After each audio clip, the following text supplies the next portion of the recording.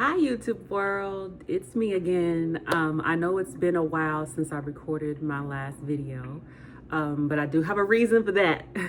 Reason being is because 4 days after I posted that last video, my area was hit with a severe hailstorm. So I was just getting home from the groomer, picking my pup up from the groomer, literally put the car in park. Rain started coming down so much, so hard, and within seconds the hail started. I initially thought, well, I can just wait out this rain, see what happens. But once that hail started coming through my back window, I was like, oh my God, I gotta get out. So I just made a run for it, ran to the house. I had my puppy with me, so I had to wrap him up in a big blanket that I had in my car. I always keep a blanket in my car for emergencies. And wrapped him up big burrito style and ran in the house. So my car is pretty much severely damaged. I think it's totaled. Insert pictures here. So yeah, it looks pretty bad. So I just took some time to rest because I was hit with some of the hail. I had some bruises on my back and legs and things, so I did take a few days to rest and recoup as a result of that. So that's unfortunate. It was a severely bad hailstorm, but it could have been worse. I could have been driving on the highway. It could have been 10 times worse. I'm just glad it wasn't. I'm glad that I'm safe, my dog is safe, and it's a material thing. It's a car, so it can be replaced. So we'll see what happens with that. But that's the reason why I have not posted, but I'm gonna go ahead and do my best to get back into it. Also, if I'm looking away or it looks like I'm looking away from the camera, I'm looking at myself and the camera light is over here. And so I'll keep looking at myself in the actual, vision of myself. So that's the reason for that. But I figured coming back today, I should do something fun. I was speaking with my younger brother recently, and we were talking about movies that we used to watch back in the day. So I was like, okay, well, I'll just do a video of some of my favorite things, my favorite movies. So that's what we're gonna do today. I have my good old iPad here with me since I'm recording on my phone, and we're gonna go ahead and go through my favorite movies. This is gonna be a top 20 list. The only ones that will be in order are the top 5. Everything 6 through 20 will not be in any particular order, but these are just my favorite movies that I've seen over the years that I just love dearly. Some of them I know by heart that you probably wouldn't want to watch with me because I'm quoting the whole thing. But yeah, so that's what we're gonna do today. We're gonna get to some of my favorite movies. So let's get into it. Okay, one of my favorite movies is called Wild Things. It's such a great film.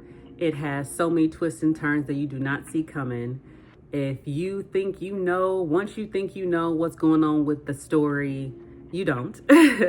And it's a movie that I would recommend to anybody that's looking for a movie with a good plot twist, or twist in this case. There's more than one. There's several plot twists in this movie. It stars Neve Campbell, Denise Richards, Kevin Bacon, Matt Dillon, and Bill Murray are all in this movie. So just based on the cast alone, if you are a fan of any of those people or any of their work, you will enjoy this movie. I thought the movie was phenomenal. The basis of the storyline is basically there is this high school counselor played by Matt Dillon, whose name is Sam Lombardo, and he is accused of the R word by one of his high school students. And so as the plot unfolds, you get to see how this case goes and what happens, and it's definitely something that will keep you guessing the entire time. So if you want something with multiple plot twists with an awesome cast, I would definitely recommend Wild Things. It was such a good movie. I remember when I first saw it, I just could not believe how the movie turned out. So that is definitely a recommendation of mine, is the movie Wild Things. The next movie that I would recommend is a movie called Trapped, and it stars Charlize Theron, Stuart Townsend, Kevin Bacon, and Courtney Love. It's such a great movie. It's one of those hidden gems, I would say, at least to me. Like I said, this is just my list of my favorite movies. But basically the story goes is that it's about a mother and father who have a young daughter, played by a young Dakota Fanning, who basically gets kidnapped. And when she gets kidnapped, it basically follows the story of what the mother and father go through to try to get their little girl back. And the story goes to a place that I did not expect it to go upon watching it. And so now it's definitely one of my favorites. Again, top tier cast. Everybody definitely showed up to work when it came to that project. So Trapped is such a phenomenal movie. I would definitely recommend it to anyone, especially if you're a fan of any of those actors that I just named. So yeah, that's another good one. My next favorite movie is Clueless. Part of that being my favorite movie is obviously because of the nostalgia there. It stars Alicia Silverstone, Stacey Dash, Donald Faison, and a young Paul Rudd. So if you know, again, of any of those people, any of those actors, or if you're a fan of 90s movies, if you have good nostalgia for the 90s like I do, then you should love this movie. When it comes to the lingo, the fashion, oh my gosh, everything. The movie is just so, it is such a good time. So I really, that's another movie that I just, once you put it on, I'm quoting the whole thing because it's just something I've always watched as a kid. And it's always stuck with me. And obviously I'm a huge fan of the 90s, growing up in the 90s. So it's pretty much, the story is not really too much to tell. It's basically about this young girl in the 90s living in Beverly Hills. And she tries to navigate life starting off as someone who's very, shallow and superficial, and she tries to, navigate her way through that. And then obviously you get all of these, nods to beautiful, nostalgic things from the 90s that we all know and love. So that movie is fantastic. I love the cast. I love that feeling that I get, that nostalgia feeling when I watch it. So yeah, Clueless, another favorite. Next movie that I'm going to discuss is The Hand That Rocks the Cradle. The Hand That Rocks the Cradle is such a great story, and I love the way that it's told. It is a thriller movie, so it's not something for children to watch. The movie is basically about a young woman who has a husband. She has a daughter, and she just had a newborn baby boy. And so when she was pregnant, she basically was SA'd by her gynecologist. And she comes forth about it, which causes other women to come forth about it. And the doctor ends up unaliving himself. And so his wife, his widow, basically loses all the money in regards to all of the suits that are going on. And so she ends up coming up with this sadistic plan to going after the wife named Claire and her family. It's very sadistic, very uncomfortable when you think about it. Some of the things that the widow, the wife, her name is Peyton, played by Rebecca De Mornay. Some of the things she says and does in that movie is it just sticks with you when you watch it. And I remember seeing the movie when I was younger, but I didn't really understand some of the vile and disgusting things that she does to this family until I actually got older. I really didn't understand the magnitude as to how crazy it is, some of the things that she does. But it's such a great thriller, such a great ride. And the cast, again, is so believable. And it's something that I saw as a young child, again, 90s vibes, that when I saw it again as an adult, I was like, I can see why people like this movie. It's very good. The cast is so good. Rebecca De Mornay as the villain, as the widow, she puts on a stellar performance. So if you're looking for a good thriller to watch that you have not seen, I would strongly recommend The Hand That Rocks the Cradle. Such a good movie.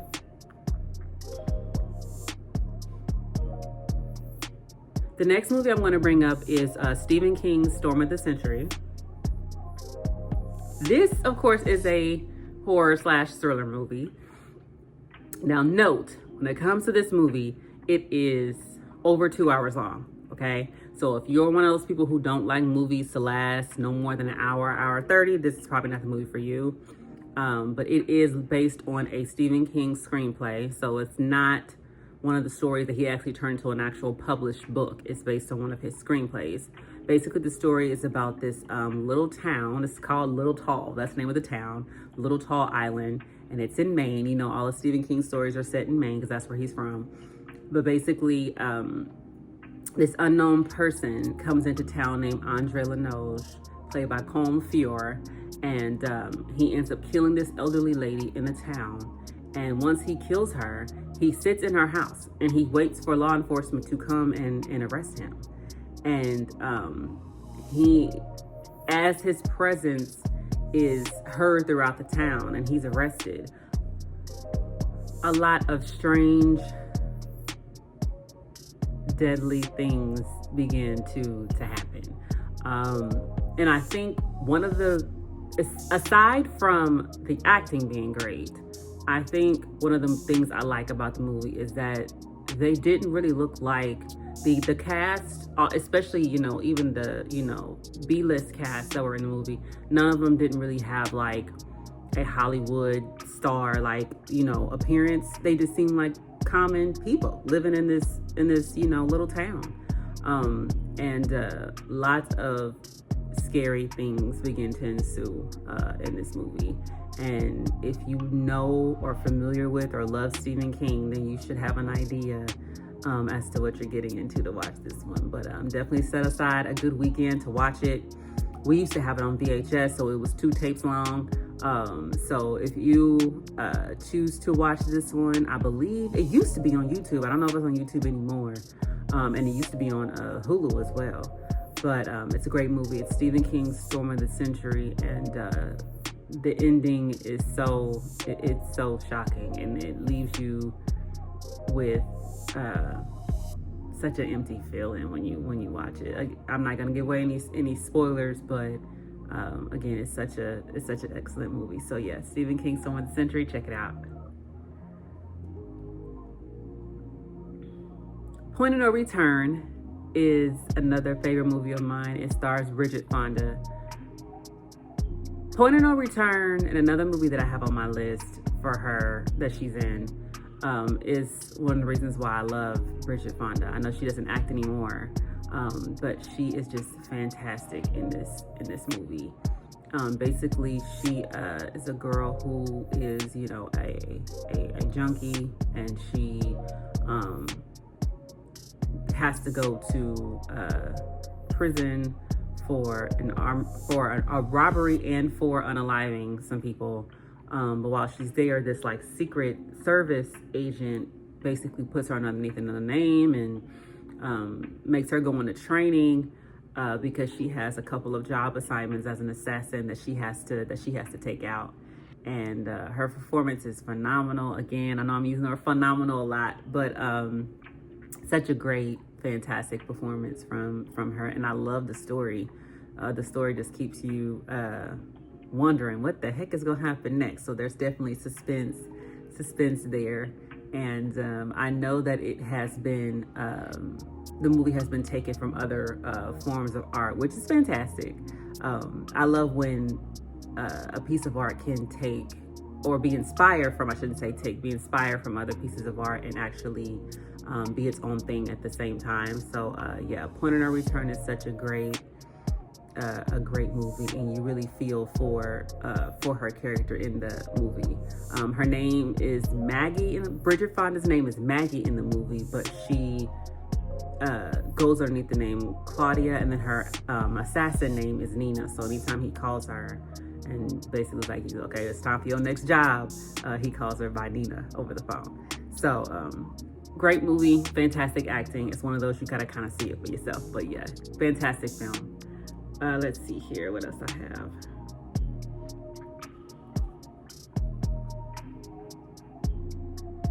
What Lies Beneath. What Lies Beneath is a horror / thriller film. I think it's more of on the thriller side. It stars Michelle Pfeiffer and Harrison Ford. They're this young couple whose daughter has just went off to college, and the father is a scientist, so he spends a lot of time at the office. But while he's there, some strange things, there's some type of supernatural presence that is occurring in their home. And as you watch the movie, you figure out who the presence is and what she wants. And man, the story gets dark. Again, stellar acting, phenomenal performances from Michelle Pfeiffer and Harrison Ford. It's very, very believable. And it's one of those, again, one of those hidden gems that, you know, a lot of people sleep on when it comes to thrillers or horror movies. And I love how the movie, you know, tied up at the end. It's very suspenseful, and it makes you wonder who's bad and who's good in this movie. So yeah, it's another one that I would definitely recommend. Single White Female is another favorite movie of mine. It is the second movie on this list to star Bridget Fonda. It stars Bridget Fonda and Jennifer Jason Leigh. In the movie, Bridget Fonda plays this, I think she's like a stylist in the movie. Her name is Allison. And her boyfriend at the beginning of the movie, they break up. And when they break up, she feels like, you know, well, I gotta get these bills paid. You know what I mean? So she ends up putting an ad in the paper for a single white female. And so into the picture comes Jennifer Jason Leigh's character. Her name is Hedra, but she goes by Hetty. And it's another one that is a thriller movie. She ends up developing this strong attachment to Allie. And it gets so eerie that she starts buying some of the same things that Allie buys, as far as clothing and shoes and things of that nature. And then she starts like dyeing her hair the same hair color and haircut that Allie is wearing. And and she starts exuding strange behavior that basically scares Allie to death. And it's another one that, if you have not seen it, once you see it, you'll be glad that you did. Jennifer Jason Leigh as Hedra, as Hetty, is such a great villain. And I love the way that it ends. So yeah, if you want to see a good thriller on a good Friday night or a good night on the weekend, I would definitely recommend Single White Female. It's another one that I saw when I was younger, but didn't really fully understand until I got older to see it and see the impact of the characters and see, you know, how crazy the story actually is with adult eyes. So yeah, Single White Female, great movie. Bedazzled is another favorite movie of mine. It stars Brendan Fraser and Elizabeth Hurley. Brendan Fraser plays this, I think he's like a marketing exec or something along those lines, but he is a quote-unquote nerd, and he's an outsider. He doesn't have much friends. He's a loner. He ends up meeting a woman who says she's the devil, played by Elizabeth Hurley. And she grants him 7 wishes of his choosing, but the only condition is he has to sign a contract to sell her his soul. It's a comedy movie, so it's lighthearted, but it does have an underlying message in the movie. And so I really enjoy that movie a lot. It's another one that I can always quote, and I love the different wishes that he makes, and you get to see them unfold. And it's definitely something that's more lighthearted, but definitely has a great message. So I would definitely recommend that. And of course, you know, Brendan Fraser is one of those, you know, actors who does put out quality work. So if you want something to just make you laugh, I would definitely tell you to check out Bedazzled. The Emperor's New Groove. This is my first animated movie on the list. I love Emperor's New Groove. Obviously, it's Disney. I saw it, I think I was like in 6th grade when we took like a class trip to the movies, and we saw it back then. But it's such a funny movie. I can put that movie on now as an adult with adult eyes, and it's just as funny, if not funnier, than it was when I was a kid. It stars David Spade, Patrick Warburton, Eartha Kitt. Oh my goodness, phenomenal movie. It's so great. It's one of the best Disney movies of the early 2000s, I would say. It's so funny. And like I said, it's funny now as an adult. I put it on now and it's just hilarious. With, you know, with the cast that they that they have, everybody, you know, plays their roles so it's so convincing watching them, the voice actors play these roles. And it's so funny. It's such a warm, good time. You know, some of the movies, Disney has a lot of hits. They have a couple misses, but they have a lot of hits, and I feel like that The Emperor's New Groove was not as much of a big movie when it first came out, but it's been developed over time. It's turned into like a cult classic. Now everyone loves that movie. So yeah, if you're looking for a good time, good laughs, that you and your kids can enjoy, I would strongly recommend The Emperor's New Groove 100%. It's such a good film.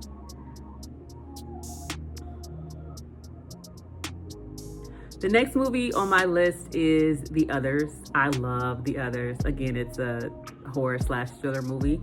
It stars Nicole Kidman, and it is a period piece. She is living in this huge mansion. Her husband is off to war, and she has these maids/housekeepers that come to her home to help tend to the house and take care of her children. And her children cannot be in the sunlight. They have to have all of the doors closed. When you go in one room, you close the door to the previous one, and all of the curtains drawn at all times. And to see what unfolds in this house with this family is it's creepy, to say the least. I've had movies that were scary but not creepy or chilling. To me, there's a difference between being scary and being chilling. That movie, when I first seen it, it had me to where I felt like the hairs on the back of my neck were standing up. To me, chilling is more like when a movie sticks with you. And I felt like that movie did for a long time. Again, the ending I did not see coming. And again, the cast is so convincing that I definitely was like, I have to, when you watch the movie and you're finished and the credits start to roll, it's one of those movies where I'm like, I gotta go back and watch that again to see what I missed that I didn't catch the first time. So yeah, that's definitely a movie that I would recommend to anybody. Like I said, stars Nicole Kidman. If you're a fan of her work, you should know that this movie is definitely one for the books. A lot of people have put this in their favorites when it comes to Nicole Kidman's work. So The Others is definitely something that I would recommend to anybody, especially with Halloween coming up. Definitely put that on your list of movies to watch, because the story is definitely something that will keep you guessing the whole time. So yeah, great movie. City of God is my next movie that I'm going to talk about. City of God is fantastic. It is a Brazilian film. I watched it in college in one of my class courses. It was something that was mandatory watching. We watched it over the course of a few days. And I was like, oh my God, this film is fantastic. Disclaimer, the film is very, very violent. So if you don't like anything to do with pew-pews in film, do not watch this movie, because there's a lot of it. There's a lot of unaliving. There's a lot of violence. So yeah, I love City of God. The movie is a movie that is told in Portuguese, but obviously you can put the captions on to figure out what they're saying. If you're not familiar with the language and you don't speak it, the captions will definitely help you. But that just goes to show that if it's a good film, it's a good film, no matter what language it's in. But basically the film is about a boy named Rocket, who is a aspiring photographer, and he lives in the slums of this city called City of God. And it basically tells a story from his perspective in regards to some of the gangs that live within this rugged rural town. So it's definitely something you should watch at least once. Again, like I said, with the violence, you don't want to have kids watching this, but it's definitely something that is everyone should watch at least one time. It's such a fantastic film. My next favorite movie is called Mystic Pizza. It's a movie that is from the 80s. It stars Julia Roberts, Lily Taylor, and Annabeth Gish, who are all huge stars now. If anybody's familiar with Lily Taylor, if you watch horror, she was the mom in The Conjuring. But this movie is such a good film. I love it's small town life. But basically it's about these three friends. Two of them are sisters, and it goes through what they're going through as young adults. They all work in this pizzeria that's in town, and they're trying to figure out, what to make of their lives. It's somewhat of a coming of age story. And I love the performances from the girls specifically, and how they intertwine their stories together. And it's one of those, and again, feel good movies, drama movies, that just stuck with me. And I love just the vibe, the feel of the movie that's always stuck with me since I first seen it. And it's something that is relatable. Like, I feel like people can relate to, especially women can relate to the girls and relate to their stories. So yeah, that's something I would definitely recommend. Mystic Pizza, great film.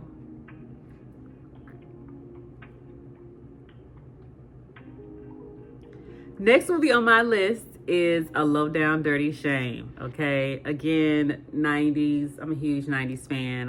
I was raised in the 90s, so I had to put this on my list. The movie stars Keenen Ivory Wayans and Jada Pinkett. Okay, but basically he is a I guess private investigator, and Peaches, played by Jada Pinkett, is his assistant. It's a great 90s vibe comedy film. Great laughs, great time, and the story is not terrible, but the nostalgia, of course, the nostalgia factor is there for me. I saw it when I was younger, and it stuck with me to date. Again, another movie I can quote from beginning to end. I love it. Of course, kudos to the Wayans. We all love the Wayans brothers. They are a staple in the comedy world. But Keenen Ivory and Jada Pinkett as the main, stars in this. And of course, Sally Richardson makes an appearance as well. Are so great, so fantastic. I just love. That's one of those movies when I really want to smile and have a good time. I'll put on A Low Down Dirty Shame. It's so good. If you grew up in the 90s as a Black kid like me, then you already know what it is. So yeah. Number 6 is Scream. And I'll just go ahead and just say the Scream franchise, okay? I remember I saw the first Scream when I was younger, and that kind of triggered my love for horror movies. As we know, Scream, the main stars of the franchise are Neve Campbell, who plays Sidney Prescott, Courtney Cox, who plays Gail Weathers, and David Arquette, who plays Dewey Riley, aka Dwight. His name is Dwight and they call him Dewey. But basically, obviously, Scream is a huge franchise, so you should at least have heard of this franchise. If you haven't seen any of the movies, I would recommend them as a Halloween classic. But basically, Sidney Prescott has this ghost face character that is haunting her, and every movie basically reveals as to why she's being sought after and why they're trying to unalive her. But the acting obviously is incredible. There's currently 6 movies out right now. I do know they just recently announced Scream 7, which is fantastic because I love the franchise. So I'm excited to see Neve Campbell back in action as Sidney. I think it's due out in 2025, so I'm definitely going to see that. I have all of the Scream movies. The only one I wasn't really a fan of a whole lot was Scream 6, just because Neve Campbell was not in it, and I feel like that the Scream stories, it's her story, so it's like, why would you make a movie without her in it? Which I understand the legalese and the things that happen behind the scenes in regards to why that didn't happen, but yeah, she's such a great actor. How her and Courtney Cox played off each other in a few of the films is great. And when you see nowadays, obviously with elevated horror or whatever you want to call it, people would say Scream is not that scary, but when you first see the very first Scream movie for the very first time, it is scary. The first movie, that first scene with Drew Barrymore cooking popcorn in her house as a teen girl, it is scary when you first see it. So I always will have a love in my heart for Scream, 100%. It is a staple in the horror community, and I just will forever have a love for that franchise. So it's one of those that I will always make out to see. And I know that in the new Scream movie that Kevin Williamson is coming back to write and produce, so I think that's dope as well. So we'll get to see Kevin Williamson back on the script and Neve Campbell back in her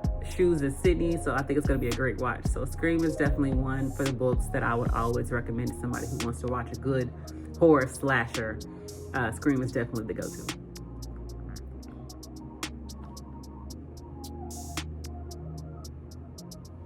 Okay, now we're gonna get into the top 5, okay? Even though these are the top 5 movies, none of them are gonna be in order, except for maybe the first 3, maybe.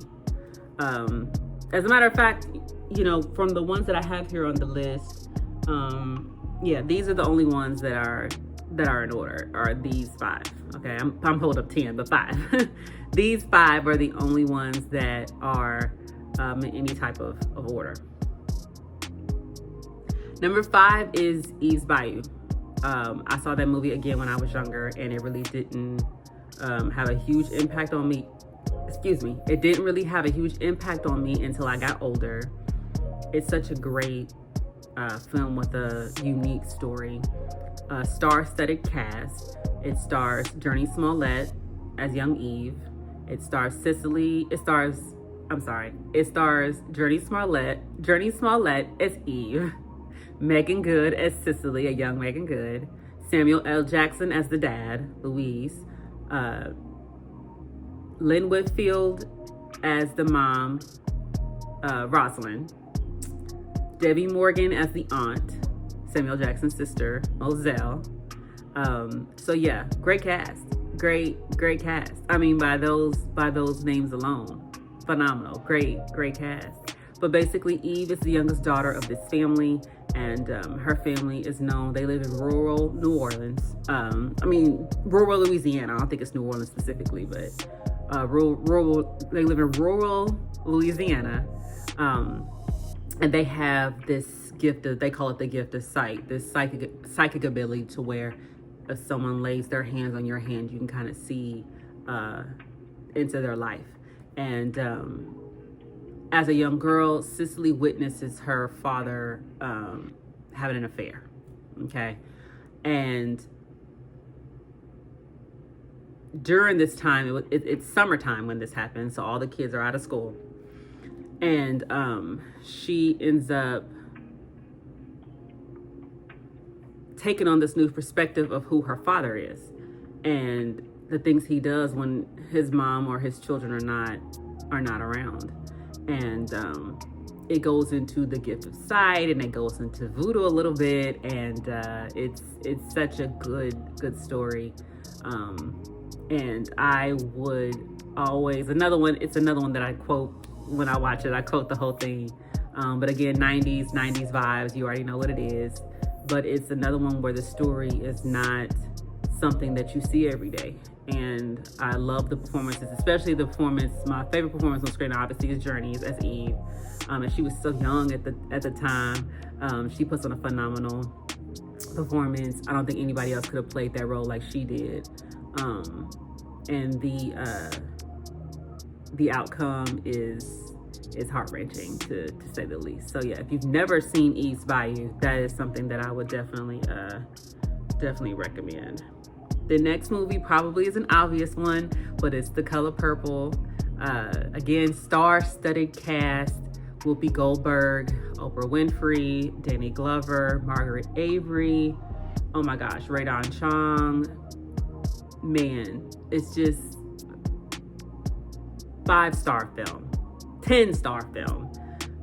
As we know, it's set in it's a period piece as well, set in a rural time where, Celie and her sister Nettie are separated at the very beginning of the movie.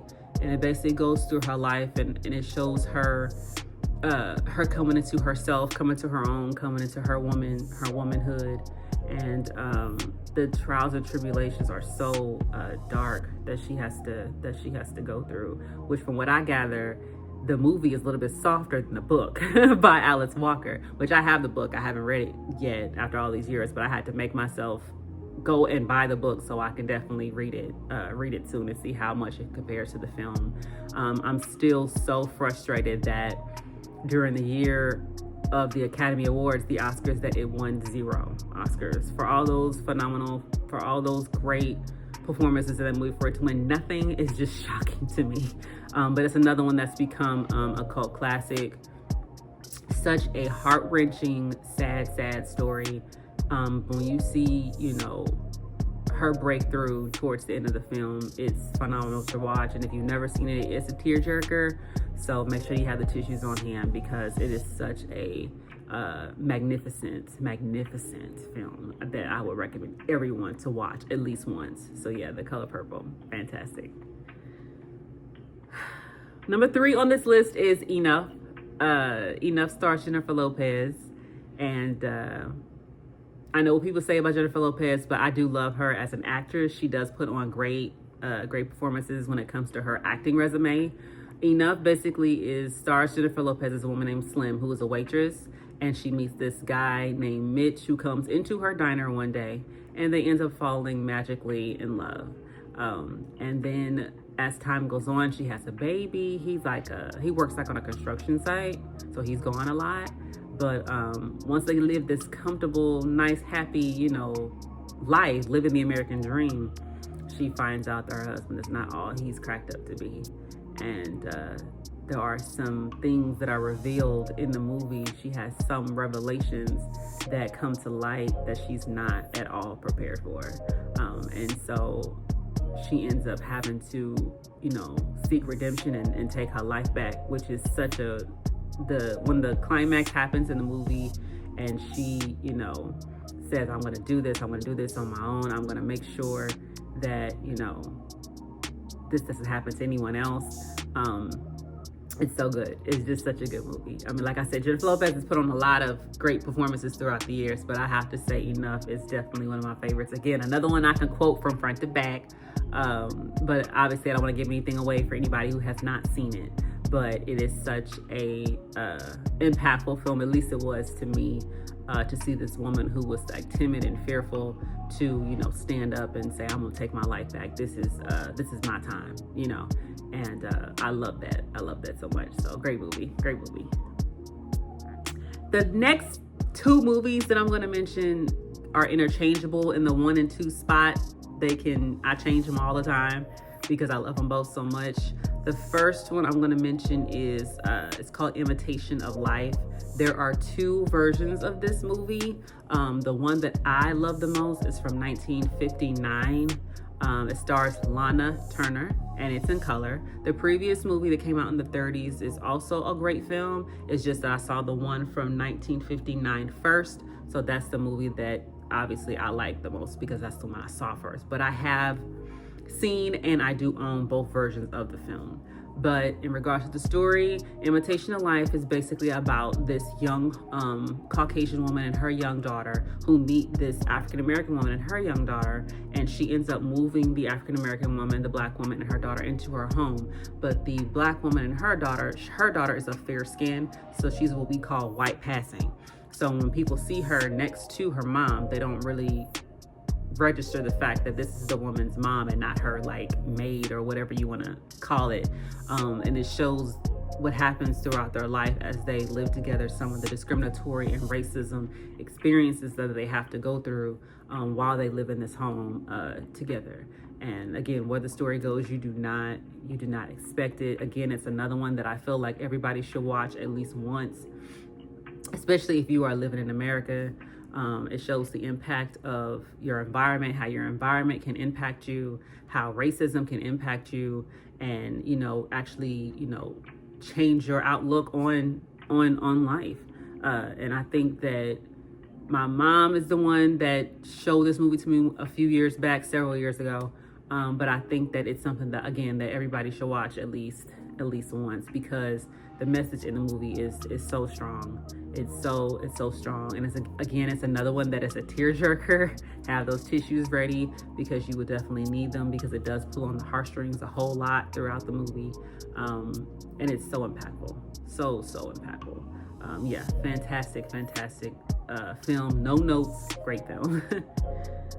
Number 1 is actually a collection of 2 movies. And it's the film movies for Kill Bill. I love Kill Bill.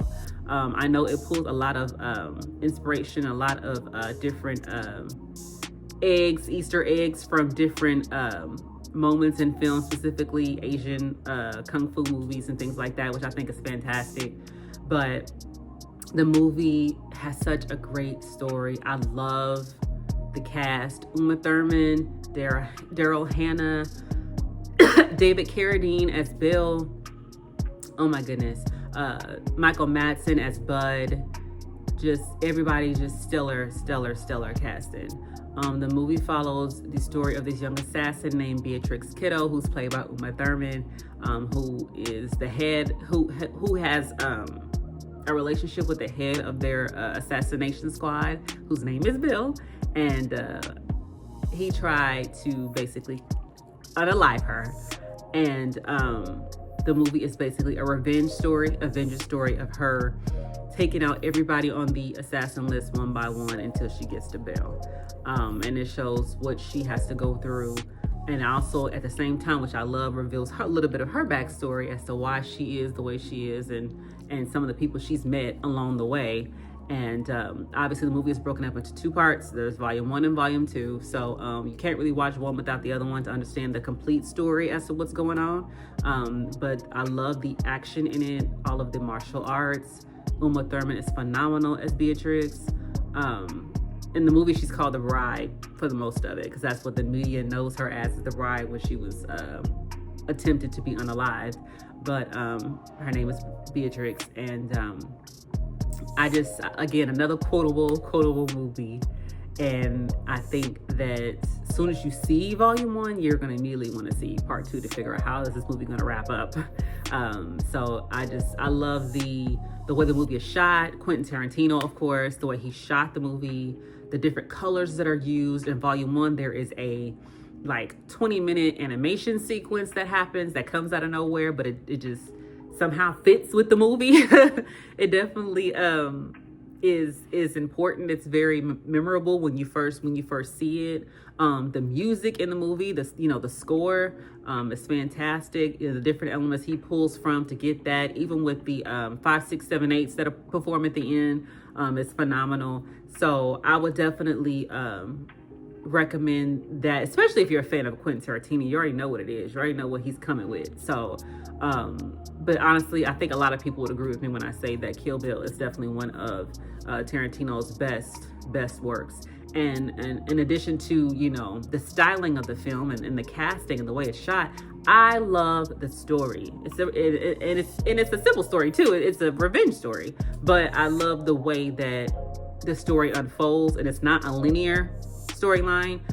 It's something that a couple times it does bounce back and forth in time, which is fine, long as it's not. I don't like a story that's like too convoluted where you don't really know what the heck is going on. It does that gracefully and beautifully as to how it bounces back and forth between present and the past, and the present and the past, and it's just such a unique way that they told that story. And it's again, I love the ending. I love how it wrapped up. So no spoilers here from me if you've never seen Kill Bill.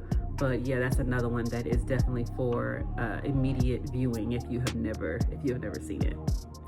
So yeah, that is my top 20 list of films that I love and enjoy.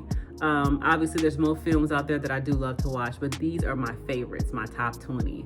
So if you have seen any of these films, please let me know in the comments below. If you have any favorite parts from any of these films without revealing spoilers, just let me know. Or if there's anything you want to talk about in general in regards to any of these films, please leave those comments down below. Or if there's any films in this list that you have never seen, that now that you've heard of it, you want to go ahead and check it out, or films that you have heard of, you just haven't checked out yet, but this video has now prompted you to go ahead and check those films out, let me know. And then also come back and let me know what you think, what your thoughts are after seeing any of these films.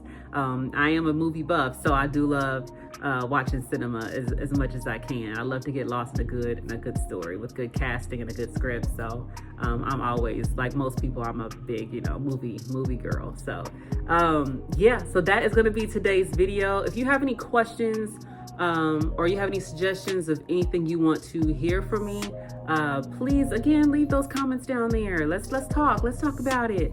I'll definitely give those comments a viewing, and I'll definitely check them out and respond to you guys. I love interacting with you guys. So yeah, that's gonna be all for today's video. Thank you so much for watching. Please subscribe if you like what you saw here today, and thanks. Peace.